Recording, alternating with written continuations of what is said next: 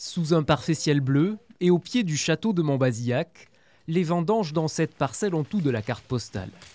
Et si cette année les premiers coups de sécateur sont arrivés précocement, la minutie reste la même chaque automne.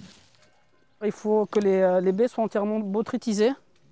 Voilà, c'est le champignon, le Botrytis cinerea. Celle-ci, nous pouvons la ramasser.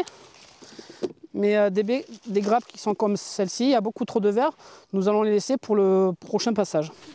Une vendange manuelle pour tirer le meilleur d'une vigne qui suscite l'optimisme. C'est un millésime en 5, les 2025, et traditionnellement ce sont des excellents millésimes qualitativement, et c'est vrai que l'adage se répète cette année. On a de très belles grappes à maturité, donc qui étaient très jolies, bien dorées, gorgées de sucre. Une qualité optimale à défaut de quantité. En partie à cause de la sécheresse des mois passés, le rendement s'annonce plutôt faible. Un point négatif alors que le Montbazillac, contrairement à d'autres vins, reste recherché par les consommateurs. C'est vrai que les vins de liquoreux se commercialisent bien.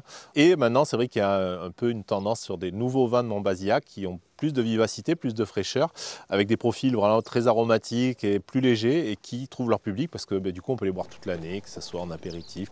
Une tendance qui explique que les vignes destinées au Montbazillac ont été peu concernées par la récente campagne d'arrachage. 2300 hectares sont récoltés en vendange tardive dans le sud du Bergeracois.